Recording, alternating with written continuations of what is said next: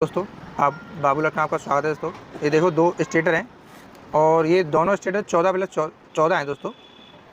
और मैं आपको कुछ ऐसी जानकारी है क्या बता रहा हूँ जो कि अक्सर करके हमें देखने को अगर मिलती है।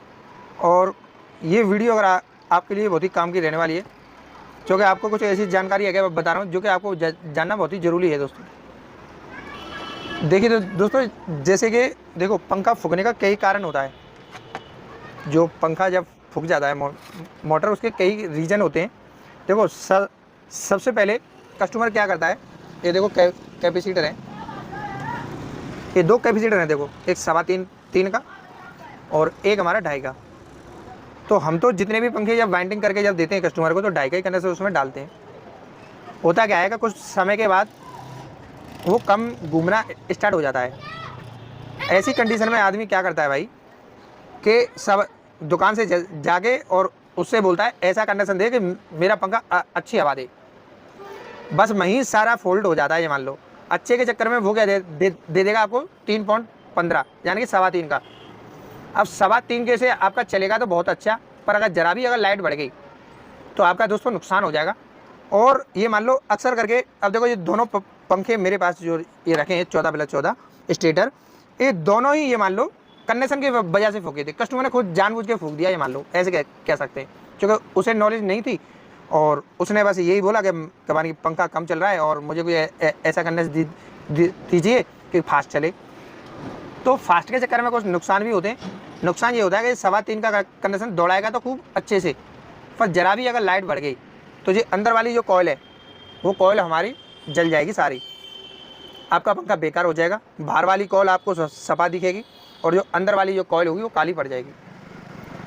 अब दूसरा पॉइंट तो बताता हूँ, ये हो गया कंडेंसर वाला। आप कभी भी अगर आपका पंखा जब स्लो चले और 2.5 का ही कंडेंसर है उसमें, तो भाई 2.5 का ही कंडेंसर आप उसको ले जाएं पुराने वाले को, उसी के हिसाब से नया कंडेंसर लाएं। पहला फोल्ड तो ये है। दूसरा फोल्ड ये है दोस्तों, अगर पंखा देखो, जैसे कि ये बेरिंग है, अब देखो ये वाली जो बेरिंग है, ये बेरिंग की जो बीच वाली जो सीट है ना, ये कट चुकी है।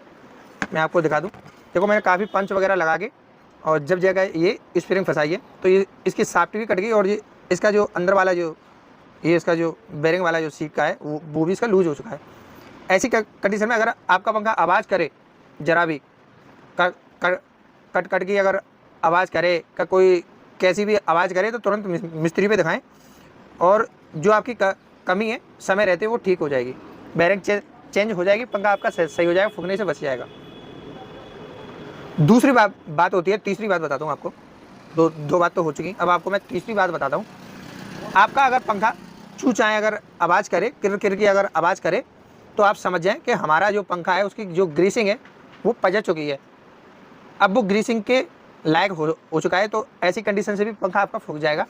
जो जितनी भी उसकी कॉल है वो सारी हीट हो जाएंगी, क्योंकि पंखा जब घूमेगा ही नहीं स्टेटर उसके अंदर फ्री, तो आपका क्या है वो फूक जाएगा। क्योंकि अभी ये देखो बिल्कुल स्लो है, फ्री है और ये घूम रहा है। अगर इसका जो इंसुलेशन है, ग्रीस है, अगर वो पजट जाता है, जब पुराना हो जाता है 1-2 साल, जब इसका जो ग्रीस है किसी कारण से अगर जो जल जाता है, जब पुराना हो जाता है, हीटिंग होती है, तो ग्रीसिंग आता है कि जो जल जाता है, हीट होके जल जाता है। तो ऐसी कंडीशन में पंखा क्या है कि आपका टाट घूमता है। तो अगर जरा भी अगर आवाज़ करे तो एक बार हाथ से भी आप घुमा के देख लें अपने पंखे को कि हमारा पंखा कहीं टायर तो नहीं चल रहा। तो ये भी एक कारण होता है पंखे का फूकने का। और जो मैंने आपको जो 3 जो जानकारी आपको जो बताई है, वो बिल्कुल सटीक जानकारी है दोस्तों। अगर आप जो जानकारी जो मैं बताई है आपको, उस तरीके से अगर काम को करेंगे तो आपका नुकसान ज़्यादा होने से बच जाएगा। और अब जैसे कि मान लो कि आपका अगर 400-500 में अगर काम हो रहा है, वो आपका 150 रुपये में ही काम हो जाएगा दोस्तों।